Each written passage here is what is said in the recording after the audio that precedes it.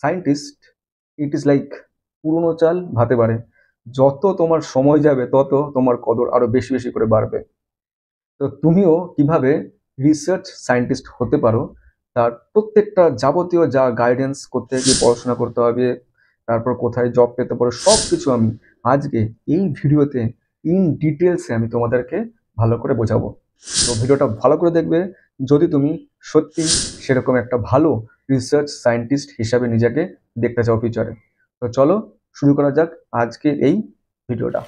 যদি তুমিও নিজেকে একটা খুব ভালো সায়েন্টিস্ট হিসেবে বিল্ড করতে চাও, কি না রিসার্চ সায়েন্টিস্ট, তাহলে তোমাকে বলবো এই ভিডিওটা তুমি ভালো করে দেখবে। আর এখানে আমি কি করেছি না, ক্লাস 11 থেকে আমি শুরু করেছি, যাতে কি হয় না, যারা ক্লাস 11-12-এ পড়ছে তারপর থেকে প্রত্যেকটা স্টেপ আমি এখানে প্রত্যেকটা স্লাইডে ধরে ধরে বুঝিয়েছি। প্রত্যেকে পড়বে, কিভাবে পড়বে, বা কি কি তুমি সুবিধা পাবে, সবকিছু কিন্তু আমি ক্লাস 11-12 থেকে যারা স্টুডেন্ট আছো তাদের কথা মাথায় রেখে আমি মানে ভিডিওটা বানাচ্ছি। ঠিক আছে? তো তুমি ভালো করে বুঝতে পারছো ক্লাস 11-12-এ তোমাকে যেটা ফার্স্ট মাথায় রাখতে হবে যে তোমাকে ফিজিক্স, কেমিস্ট্রি, ম্যাথ এই তিনটা তোমাকে নিয়ে পড়তে হবে। ঠিক আছে? এই তিনটা যদি নিয়ে তুমি পড়ো তাহলে তুমি খুব এগিয়ে থাকবে। আর এটা না হয় তুমি যদি ফিজিক্স, কেমিস্ট্রি, বায়োলজি নিয়ে পড়ো, যেটা পিসিবি আছে, তাহলে কিন্তু তোমার এইখানে অনেকটাই হেল্প হবে। ঠিক আছে? তো এইখানে আমি কিছু তোমার ভালো ভালো ল্যাবের কথা বলবো, আর কিছু রিসার্চ জার্নাল, সব কিছু আমি এখানে ডিসকাস করবো। ঠিক আছে?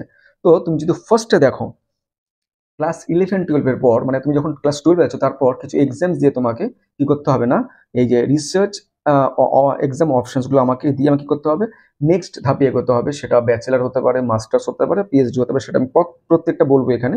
তো এর জন্য তোমাকে এখন দেখেই কি করতে হবে, ভালো করে স্টাডি করতে হবে। অনলাইন থেকে, তো অনলাইনে তোমাকে কিছু কিছু সাইটস আছে লাইক এনপিটিএল, আইআইটির, সেগুলো তুমি যদি ভালো করে দেখো তোমার অনেকটাই নলেজ বাড়বে। আর কি, একটু ভালো ভালো বন্ধুদের সঙ্গে তুমি একটুখানি একটু গ্রুপ স্টাডি করো, যাতে তোমার আরো বেশি নলেজ, আরো তুমি এক্সপ্লোর করতে পারো নিজেকে। ঠিক আছে?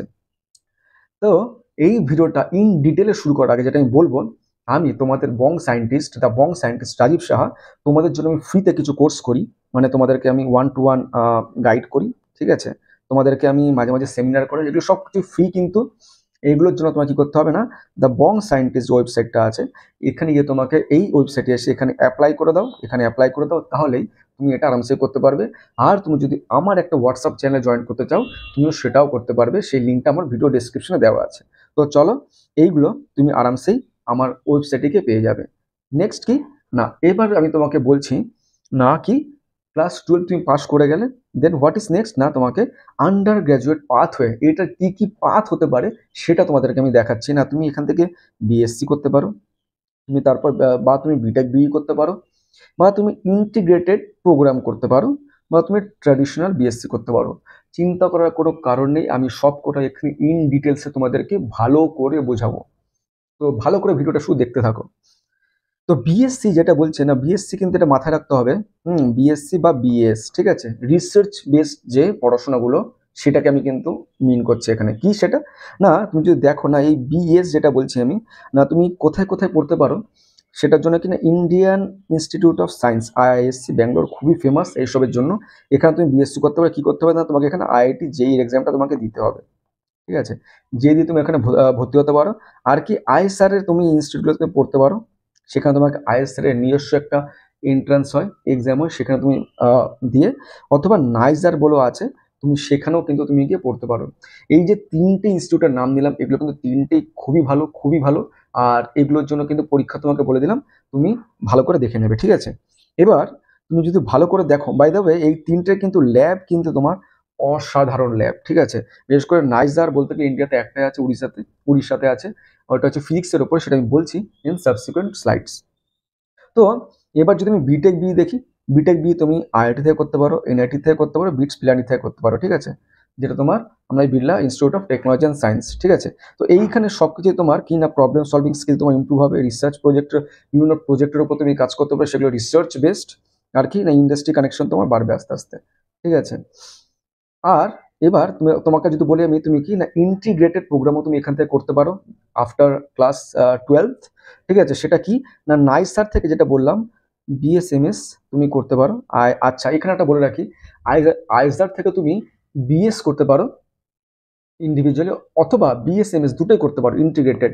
নাইজার থেকে কিন্তু আমার যতটা ইনফরমেশন আছে ওখানে বিএস করায় না, ওরা ইন্টিগ্রেটেড করায় বিএস প্লাস এমএস। তো এখানে সে হচ্ছে তোমার ইন্টিগ্রেটেড প্রোগ্রামের মধ্যে আসছে। আর এই দুটোই তোমাকে বলে রাখি, আইজার বলো বা নাইজার বলো, অসাধারণ এদের ইনস্টিটিউট, অসাধারণ এদের ল্যাব, আর অনেক ইন্টারন্যাশনাল কানেকশন আছে। আর ডাইরেক্টলি তুমি যেটা টেকনোলজি ফিল্ডে তুমি দেখো, আফটার টুয়েলথের পর তুমি কিন্তু ইন্টিগ্রেটেড এমটেকও করতে পারো, বিটেক প্লাস এমটেক। আর এগুলো সবকটাই কিন্তু তোমার কি অলমোস্ট 5 বছর, যেটা 6 বছর লাগার কথা সেটা কিন্তু 5 বছরই হয়ে যায়। ঠিক আছে। আর যেটা করতে পারো, বিভিন্ন জায়গা থেকে তুমি এমএসসি, আমি বেসড অন সাম ইউনিভার্সিটি, সেগুলো তোমাকে অ্যাভেল করতে পারবে। ঠিক আছে। তো এইগুলো সবই বললাম, মিনিমাম তোমার 5 বছর, 5 থেকে 6 বছরের মতো লাগে। ওকে। আচ্ছা। আর যেটা হয় তোমার ট্র্যাডিশনাল বিএসসি, এখানে যেটা তুমি হয়তো পড়াশোনা করো বেশিরভাগ স্টুডেন্ট, বাট একটা কথা বলে রাখি, যখন তোমাকে বিএসসি বা বিএস করতে হবে তা একটু ভালো জায়গা থেকে করো না বস। আর তার জন্য আমি কি করেছি না, এখানে তোমার যদি মনে হয় না তুমি বিএসসি নর্মাল বিএসসিটা করবে, ট্র্যাডিশনাল রিসার্চ বেস না, তাহলে কি করো, দিল্লি থেকে করো, মুম্বাই থেকে করো, হ্যাঁ, সেন্ট জেভিয়ার্স থেকে করো, প্রেসিডেন্সি থেকে করো। ঠিক আছে। তো এই কলেজগুলোকে ট্রাই করো অ্যাটলিস্ট, তাহলে তোমার অনেকটাই তোমার কিন্তু কি হবে না, অনেকটাই তোমার একটা ভালো তুমি প্রোফাইল তৈরি করতে পারবে। আর প্রোফাইল কিন্তু খুব ইম্পর্টেন্ট এখানে। আচ্ছা, তাহলে কি করছি না, আমি এই যে তোমাদেরকে দেখালাম এইমাত্র ক্লাস 12-এর পর যে অপশনগুলো আছে, এই যে তোমার সাপোজ তুমি বিএস করছো বা ইন্টিগ্রেটেড বিএস এমএস করছো, এইখানে এই 5 বছর বা এই যে তোমার 3 বছর, এই যে টাইম পিরিয়ডটাতে, এই টাইম পিরিয়ডটা তোমাকে আরো কিছু কাজ করতে হবে। সেটা কি কি, সেই গাইডেন্স তোমাকে আমি দিয়ে দেবো। কি করতে পারো না, তুমি সামার ইন্টার্নশিপ করতে পারো, এটাকে ফেলোশিপই বলা হয়। এগুলো সেন্ট্রাল গভর্নমেন্ট ফান্ডেড হয় তোমার জেনারেলি। সেগুলো কি না, Indian academy of science, is আছে, জওহরলাল নেহরু, এটাও তোমার, এগুলো এগুলো সব হচ্ছে তোমার কি না সেন্ট্রাল গভর্নমেন্ট ফান্ডেড ফেলোশিপ। খুবই ইউজফুল আর খুব ভালো এক্সপোজার পাবে তুমি এখানে। এগুলো টাইম লাইন তোমার 3 থেকে 6 মাসের মতন হয়, অ্যাপ্লিকেশন বেসড হয় তোমার। ঠিক আছে।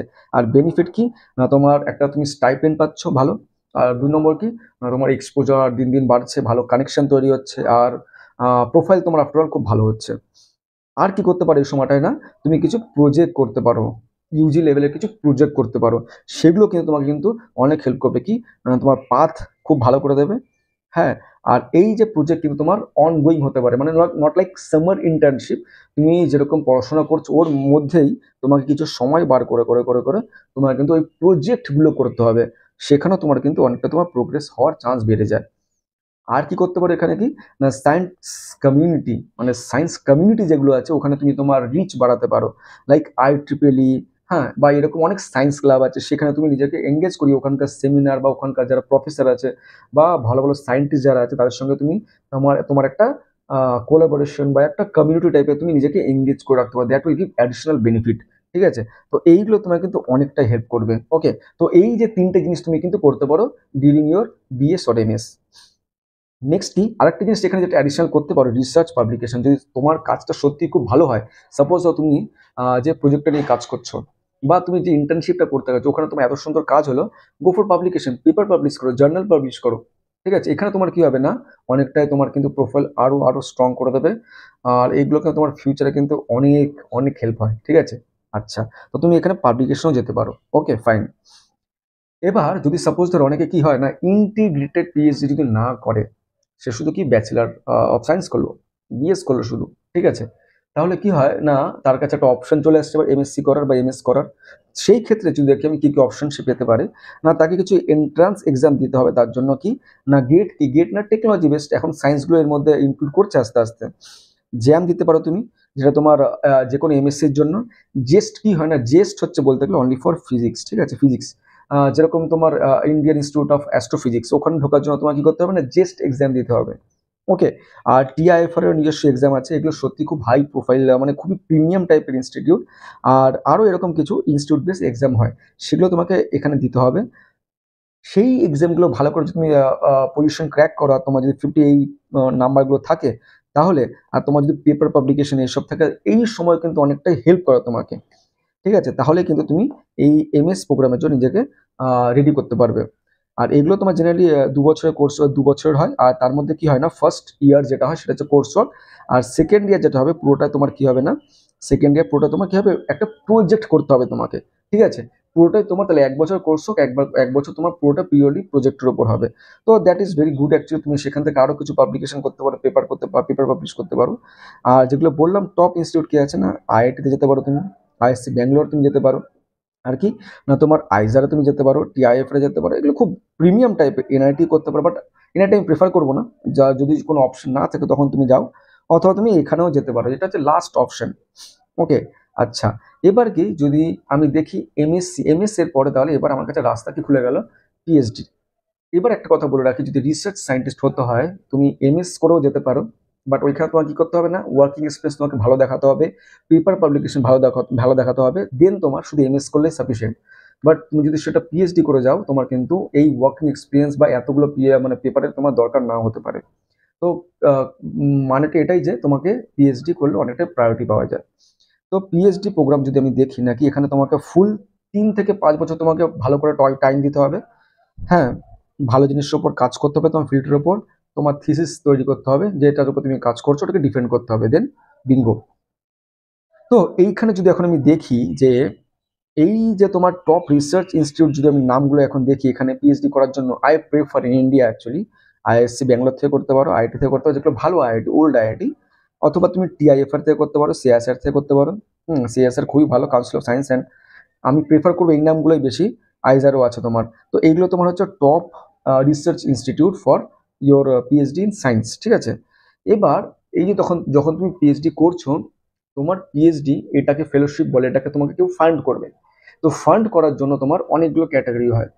গভর্নমেন্ট তোমাকে ফান্ড করতে পারে, হ্যাঁ, প্রাইভেট কোম্পানি তোমাকে ফান্ড করতে পারে, বা কিছু ইনস্টিটিউট আছে সেগুলো তোমাকে ফান্ড করতে পারে। তো সেটা যদি ভালো করে দেখি আমি, কত কি টাকা পয়সা পাওয়া যায় সে সময়, সেটা একটু ভালো করে দেখে নিই। তো তুমি যদি ফান্ডিং ব্যাপারটা দেখো, তো এখানে ফার্স্ট যেটা বললাম আমি, কি না, গভর্নমেন্ট স্কলারশিপ বা গভর্নমেন্ট ফেলোশিপ। তার মধ্যে ইন্সপায়ার ফেলোশিপটা আছে, ঠিক আছে। এগুলোতে তুমি যদি ভালো করে দেখো, মোরলেস তোমার এখন এই যে যে আমি টাকাটা লিখেছি, এর থেকে এখন 5,000 টাকা বেশি পাওয়া যাচ্ছে। এখন এগুলো আপগ্রেড হয়েছে। আর কি বছরে 20,000 বা 30,000 তুমি একটা অ্যানুয়াল একটা পাচ্ছ, তো একটা মোটামুটি মাসে 35-40 হাজার টাকা পাচ্ছ, প্লাস বছরে একটা অ্যানুয়ালি তুমি 30,000-50,000 টাকা পাচ্ছ, ঠিক আছে। তো এটা তোমার হচ্ছে এটা গভর্নমেন্টের কিন্তু, ঠিক আছে। আর এটা কে দিচ্ছে, কোথায় করতে পারছো না, তুমি ডিপার্টমেন্ট অফ সায়েন্স অ্যান্ড টেকনোলজির আন্ডারে যেসব কলেজগুলো আছে, ইউনিভার্সিটি আছে, বা ইনস্টিটিউট আছে, সেগুলোতে। সিআইএসআর তুমি কি করতে পারো না, এবার সিআইএসআর হচ্ছে একটা অর্গানাইজেশন, গভর্নমেন্ট। সেখানে কি করে ওরা না, জেআরএফ বলেও তারা একটা ভ্যাকেন্সি বার করে, জুনিয়র রিসার্চ ফেলোশিপ, ঠিক আছে। সেইখানে তুমি যদি দেখো ভালো করে, না ওরাও তোমাকে কিছু করবে, কি করবে না, তোমাকে টাকা দিয়ে জেআরএফ এ কাজ করাবে। তো ওদেরও কাজের সুবিধা হচ্ছে, প্লাস তোমাকে টাকাও দিচ্ছে। তো তোমার এখানে কি পিএইচডিটা অ্যাজ এ জিআরএফ তোমার ওখানে হয়ে যাচ্ছে।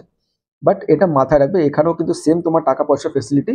বাট এটা মাথায় রাখবে, যেটা বলতে যাচ্ছিলাম, যে এখানে কিন্তু তুমি কিন্তু অ্যাবজর্ব হবে না, যে ভাবো যে পিএইচডি করার পর এখানে অ্যাবজর্ব হয়ে যাবে directly, that is not possible. আর কি ইউজিসি দিয়ে কিছু কলেজ আছে, সেগুলোর আন্ডারে তুমি করতে পারো। তার জন্য তোমাকে কি করতে হবে না, নেট কোয়ালিফাই করতে হবে। নেট কোয়ালিফাই করলে you are eligible for that fellowship, ঠিক আছে। তো এইটা একটা অপশন থেকে গেল। আর একটা যেটা হয় পিআরএমএফ ফান্ড, পিআরএমএফ যেটা আছে, প্রাইম মিনিস্টার, যেটা এটা খুবই লিকুইডিটিভ হয়। আইআইটি আইএসসি গুলোতে যারা করছে তাদেরকে এটা অ্যাভেল করতে দেয়। ওকে। আর এখানে তুমি যদি দেখো, সব থেকে বেশি পরিমাণ তোমাকে ফান্ড দেওয়া হয়, স্টাইপেন্ড দেওয়া হয় মাসে মাসে। এখন যেটা করেছে রিসেন্টলি, অলমোস্ট 1 লাখ। আগে এটা ছিল, এখন এটাকে 1 লাখ টাকা করে দিয়েছে। আরও সুবিধা আছে, তোমাকে ফরেন যাওয়ার জন্য অনেক অনেক বেশি পরিমাণ তোমাকে ফান্ড করবে। ওখানে গিয়ে তুমি সেমিনারে অ্যাটেন্ড করতে পারো, কনফারেন্স অ্যাটেন্ড করতে পারো। তো তোমার এটা আসবে পিএমআরএফ এর আন্ডারে, ঠিক আছে। তো এগুলো সবই কিন্তু তোমার হচ্ছে কি না, গভর্নমেন্ট। আর কি না, ইন্টারন্যাশনাল ফেলোশিপ।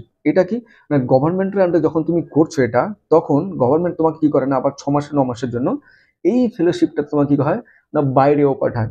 এটা হচ্ছে কোলাবোরেশন, হ্যাঁ, ইউএস এর সঙ্গে, ইউকের সাথে। তো এইটা তুমি যেটা দেখতে পাচ্ছ, ফুল ব্রাইট আর নেহরু, এটা তোমার হচ্ছে কি না, এটা তোমার হচ্ছে, হ্যাঁ, ইউএস এর সাথে, ঠিক আছে। আর এটা তোমার কি, কমনওয়েলথ তোমার হচ্ছে ইউকে এর সাথে। তো এই দুরকম তোমার দুটো স্কলারশিপ, যেটা তোমার দুটো কান্ট্রিতে গিয়ে তুমি ভালো রকমের কাজ করতে পারো, ভালো টাকাও পেতে পারো। হ্যাঁ, আর এগুলো সবই কিন্তু তোমার কিন্তু খুব কম সময়ের জন্য হয়। ওকে। আর কি হতে পারে না, ইনস্টিটিউশনাল সাপোর্ট। ইনস্টিটিউশনাল সাপোর্ট মানে কি, যেগুলো তোমার হচ্ছে আইআইএসসি ব্যাঙ্গালোর হতে পারে, বা তোমার কি আইআইটি গুলো হতে পারে, হ্যাঁ, আর টিআইএফআর হতে পারে। এগুলো সবই তোমাকে মোরলেস ওই সেম টাকাই দেয়, 40-এর আশেপাশেই তোমাকে দেবে মাসে মাসে, প্রত্যেক মাসে মাসে। আর এলিজিবিলিটি ক্রাইটেরিয়া কি আছে না, এটা ডিপেন্ড করে তোমার ইন্টারভিউ হবে, তোমার সিজিপিএর সব কিছুর উপর ডিপেন্ড করে এটা তোমার সিলেকশন করবে। আর কি হতে পারে না, ইন্ডাস্ট্রি পার্টনারশিপ। প্রাইভেট যে ইন্ডাস্ট্রিগুলো হয় না, তারাও কিন্তু এগুলো করায়। যেরকম সব থেকে বড় নাম টাটা কোম্পানির টিসিএস আছে, মাইক্রোসফটও করায়, গুগলে করে, এরাই তোমাকে টাকা দিয়ে তাদের কোনো প্রজেক্ট তোমাকে অ্যাজ এ পিএইচডি হিসাবে তারা করি না। এরকম অনেক নাম হয়, আমি এই 3টে এখানে দিলাম। আচ্ছা, তো এইটা তুমি কি করতে পারো না, এই যে স্কিমগুলো তোমাকে বললাম, তুমি এর মাধ্যমে তোমার কমিউনিকেশন স্কিল, টেকনিক্যাল প্রফিসিয়েন্সি বা ক্রিটিক্যাল থিঙ্কিং, তো তোমার রিসার্চ সায়েন্টিস্ট হওয়ার জন্য যে ক্যাপাসিটিগুলো দরকার, যে গুণগুলো দরকার, সেগুলো কিন্তু তোমার এইখান থেকে গ্রো হয়ে যায়। ঠিক আছে? আর তুমি যদি তারপর দেখো যে এইগুলো পিএইচডি হয়ে যাওয়ার পর কি কি অপরচুনিটি আছে, সেটা তোমাকে আমি একবার দেখিয়ে দিই না। তুমি ডাইরেক্ট পজিশন পেয়ে যেতে পারো আইএসসিতে, আইআইটিতে, এনআইটিতে। হ্যাঁ, একটা ভালো স্যালারি হিসেবে পেতে পারো, ওখানে তুমি অ্যাবজর্ব হতে পারো। হ্যাঁ, এটা একটা অপশন আছে। গভর্নমেন্ট কিছু অর্গানাইজেশন আছে লাইক সিএসআর, তুমি অ্যাপ্লাই করে যদি ভ্যাকেন্সি থেকে পেয়ে যাবে। ডিআরডিওতে আসতে পারো, ইসরোতেও আসতে পারো। এগুলো তোমার একটা মোটা একটা আন্দাজ মতো একটা স্যালারি দেওয়া হয়েছে। স্টার্ট আপ কিছু কোম্পানি আছে যারা তোমার পিএইচডি স্কলারশিপ, মানে পিএইচডি রিসার্চ সায়েন্টিস্টদের তারা রিক্রুট করে, ভালো রকম টাকা দেয়। আর কি না, ইন্ডাস্ট্রি আর এন্ড ডি সেক্টরে যেগুলো বড় বড় ইন্ডাস্ট্রি লাইক এয়ারবাস, টিসিএস, হ্যাঁ, যেখানে তোমার খুব ভালো আর এন্ড ডি টাইপের জব হয়, সেখানে কিন্তু তুমি কি করতে পারো না, অ্যাজ এ রিসার্চ সায়েন্টিস্ট হিসেবে কাজ করতে পারো। তো এগুলো একটা মোটামোটা তোমাকে আইডিয়া দিলাম, যে তোমাকে একটা ক্ল্যারিটি দেবে অ্যাকচুয়ালি কি হতে চলেছে। তো ফাইনালি যেটা বলবো যে MBS curiosity, build your own network and persist through the challenge, because challenge অনেক আছে, বাট এটাকে যদি একবার ট্যাকেল করতে পারো দেন বিঙ্গো। ওকে, তো এটাই তোমাকে মাথায় রাখতে হবে, যে এই যে তোমার এখন নেক্সট তাহলে স্টেপটা কি, না যে কথাগুলো বললাম সেগুলো মাথায় রাখো। হ্যাঁ, তোমার পিএইচডি করার আগে বা তোমার রিসার্চ, কোন রিসার্চ তুমি যেতে চাও সেটা করার আগে ক্লাস 11-12 থেকে তোমাকে তোমার একটা ফিল্ড তৈরি করতে হবে, ইন্টারেস্ট কি আছে। দুই নম্বর কি, ভালো মেন্টরদের সঙ্গে কথা বলো, আর কোনো সায়েন্স ফোরাম জয়েন করো, যেরকম আমার হোয়াটসঅ্যাপে তোমরা জয়েন করতে পারো, আই উইল গাইড ইউ। আর কি, তোমার সেইভাবে নিজস্ব একটা পোর্টফোলিও তৈরি করো। ঠিক আছে? তো আই হোপ এইখান থেকে তোমার একটা ভালো রকম হেল্প হয়েছে। যদি ভিডিওটা সত্যি ভালো লাগে প্লিজ শেয়ার করো, আরো বেশি বেশি করে আমাকে মোটিভেট করো, যাতে আমি এরকম ভিডিও আরো বেশি বেশি করে বানাই। ঠিক আছে? তো চলো বন্ধুরা, আবার দেখা হবে পজিটিভ কোনো ভিডিওতে। See you guys.